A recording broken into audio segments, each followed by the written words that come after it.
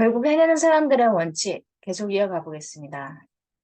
12장 두려움과 걱정 극복. 성공에 가는 길에 가장 큰 복병이 있는데 그게 두 가지 키워드가 두려움과 걱정이거든요.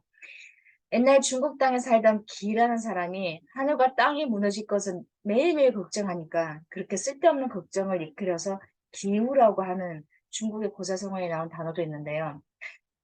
재미있는 일화가 있어서 제가 읽다가 웃었는데 어느 날 농부의 당나귀가 우물에 빠졌어요. 근데 이 농부가 어떻게 꺼내야 될지 한참 고심했는데 아무래도 방법이 생각이 안 나서 농부가 생각해냈대요. 아예 어차피 늙은 당나귀고 어차피 그냥 메워야 버려야 할 우물이었으니까 그냥 함께 묻어버리자. 그래서 이웃들을 불러 모아가지고 삽을 들고 흙을 떠서 조용히 조용히 우물에 조금씩 조금씩 넣었대요. 그거 메꾸려고 당나귀까지. 근데 막 당나귀가 죽을 듯이 공포에 질려서 울다가 어느 순간 조용해졌대요. 그래서 이상하다. 얘가 왜 안 울지 하다 보니까 세상에 흙이 한 사람씩 떨어질 때마다 당나귀는 흙을 털어보고 조금씩 그 흙을 밟고 올라섰대요. 그래서 그 흙이 조금씩 조금씩 쌓이자 당나귀도 조금씩 조금씩 올라오기 시작했다는 거. 그리고 당나귀는 우무벽을 사뿐히 넘어 나와서 모두 당당 쳐다보는 가운데 경쾌하게 걸음으로 사라져 버렸대요. 그리고 나중에 사람들을 이렇게 발로 쳐버렸다고 하는데요. 여기서 나오는 일화의 교훈이 뭐냐면 인생은 좋든 싫든 우리 위로 온갖 종류의 흙을 퍼붓는다. 원래 그런 것이다. 수렁에서 빠져나오는 요령은 흙을 털어버리고 그것을 발판 삼아 조금씩 올라오는 것이다. 실현을 위기 탈출의 디딤돌로 만드는 것이다. 포기만 하지 않으면 아무리 깊은 수렁에서도 벗어날 수 있다. 흙을 털어버리고 한 발씩 올라가자. 위기를 기회로 만든 케이스인데요. 자아실현과 자아실현과 행복과 내적 평화를 얻는데 가장 큰 장애물, 복병이 아까 두려움과 걱정이라고 얘기했는데 이 두려움은 다양한 감정으로 발산되고 장기들을 해치는데 이거 내가 어디가 안 좋다 그러면 내가 어떤 감정에 가장 많이 사로잡혀 있는지를 알 수 있대요, 역으로. 분노는 간을 약화시키고 걱정은 위병을 부르고 그러니까 위가 안 좋은 사람은 걱정이 많다는 얘기고요. 스트레스는 심장이 나쁘고 비탄 굉장히 슬퍼하고 이렇게 비통해하는 사람들은 폐가 안 좋고요. 공포심이 많은 사람은 콩팥이 약하다고 하는데 걱정하는 것은 원치 않은 것을 비는 것과 똑같다. 내가 걱정할수록 그걸 끌어당기고 있구나라고 생각하면 된다고 하고 두려움의 과학이라고 하는 것에 두려움과 걱정이라는 감정은 중추신경계에서 만드는 뇌의 특정 영역에 저장되어 있다가 일상의 여러 자극에 의해 시시때때로 촉발되는 일종의 기억이라고 합니다. 우리는 흔히 기억을 의도적으로 떠올리는 과거의 경험, 인상, 사실관계와 세부 사항이라고 하는데 우리가 기억에도 여러 가지 종류가 있기 때문에 요 두려움과 걱정도 어느 한켠에 숨겨놨다가 발현되는 기억이라고 합니다. 우리가 외연기억과 안무기억 두 가지가 있는데 예를 들면 치과에 가면 내가 의식하기도 전에 안무기억이 소독약 냄새에 반응하거든요. 소독약 냄새만 맡으면 왠지 몸이 떨리고 불쾌한 감정이 올라오게 하는데 그런 게 있는가 하면 이 반응이 외연기억을 작동해서 마취 바늘의 이미지를 불러오고 거기에 치과용 드릴 소리까지 가져오면 이게 우리를 발걸음을 못하게 만든다고 하거든요. 인생은 롤러코스터와 같다. 덜컹거릴 때마다 비명을 지르는 것도 내 자유고 두 팔을 들고 항하는 것도 내 자유다. 내 선택이라고 하는 말이 맞고요. 공부 시스템이 분비하는 스트레스 호르몬은 뇌의 기억 경로를 단단히 다진다. 따라서 감정 경험의 기억을 쉽게 떠오른다. 이렇게 감정 자극과 결부된 기억을 삼강 기억이라고 한다. 우리가 생각해 보면 가장 공포스럽거나 두렵거나 가장 기쁘거나 행복할 때 그 감정이 싫었던 기억들이 가장 생생하게 이미지에 밖에서 떠오르기가 굉장히 쉽거든요. 두려움은 사실은 진화론적 관점에서 보면 생존 때문에 그렇게 생긴 건데 이게 위험한 상황에서 겁먹고 물러나지 않기 때문에 우리가 어떤 걸 새롭게 헤쳐나갈 수도 있었는데 21세기 들어와서 인간의 공포 반응은 주로 숙기 없음, 자신감 부족, 불안 장애, 실패 공포, 변화 공포로 발현됐다고 해요.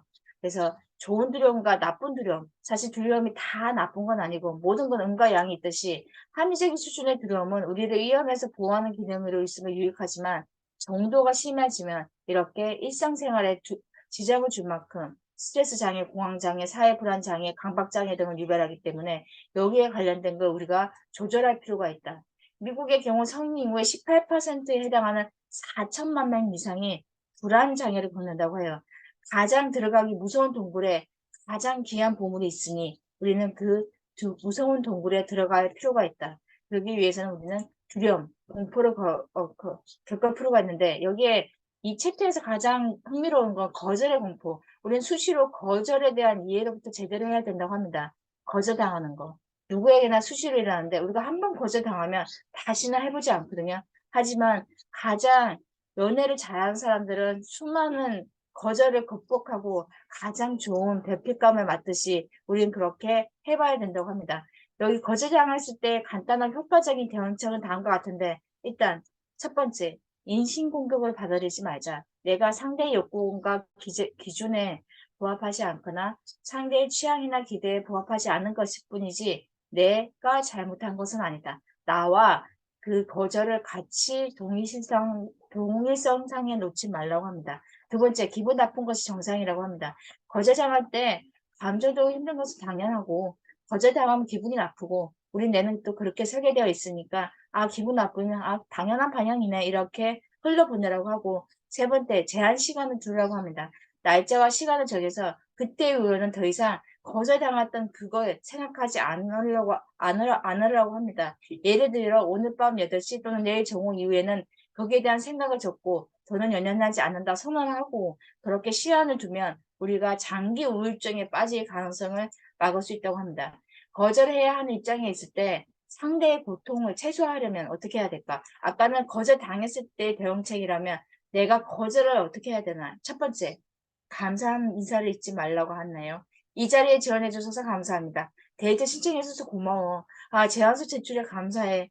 두 번째, 그런데 거절한 이유를 명확히 밝히라고 하네요. 하지만 저희는 이 방면에 경력이 있는, 해당 기술이 있는, 장거리 출장이 가능한 직원이 필요해요.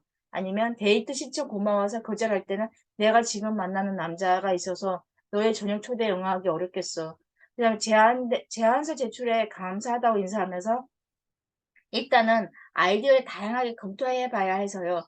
좀 기다려 주세요. 이런 식으로 얘기하라고 합니다. 세 번째는 장점을 칭찬하라고 합니다. 경력이 많으니, 외국어 능력이 출중하니, 직무 이해도가 높으니 더 적합한 자리가 있을 거로 믿어요. 너 정도면 데이트하고 싶은 할 남자, 여자가 한둘이 아닐 거야.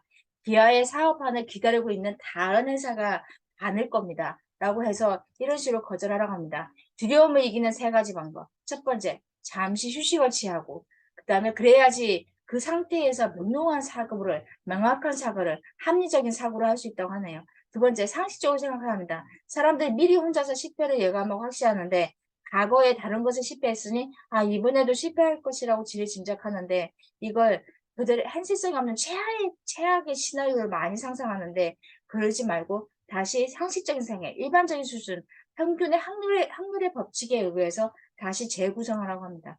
그리고 기본으로 들어가서 사람들은 불안을 쫓으려고 마약이나 알코올에 의지하는데 그러면 기분이 좋아질 것을 기대하지만 마약과 알코올은 그 공포를 가중하고 상태를 악화시킬 뿐이라고 합니다. 기분이 비참할수록 잘 먹는 것이 육체적으로나 정신적으로 좋다고. 그러니까 일상생활로 다시 돌아가서 그냥 숙면을 취하고 즐거운 식사를 하고 걷기, 산책을 하는 게 3대 치료법이라고 합니다. 가장 기본이 가장 최상이다.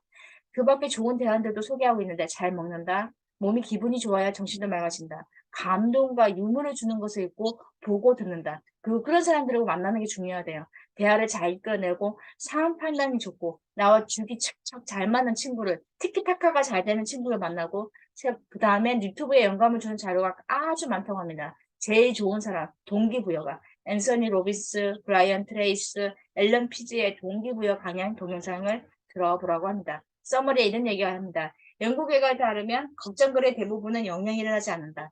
일어나는 소수의 일은 우리가 어찌할 수 없는 것이다. 우리가 걱정하는 것의 시체는 다음과 같다. 87%는 결코 일어나지 않는다. 10%만 실제로 일어난다. 6%는 내가 영향을 미칠 수 있다. 우리가 할 수 있는 거에 초점을 맞출 필요가 있다. 그러면 두려움과 걱정은 아주 작게 느껴진다. 여기에 마지막으로 하면서 이 영상이 있는데 거절을 당하기를 프로젝트를 100개가 신청한 지하장의 얘기가 있어서 한번 보고 마무리하겠습니다. 되게 멋있는 것 같아요. 거절과 성공은 같은 말이라는 거. 거절을 당하고 나서 거절에 가지고 오는 여러 가지 선물이라고 하는 말이 저는 오늘 여기에 가장 큰 포인트라고 생각합니다. 오늘 여기까지 마무리하겠습니다. 감사합니다.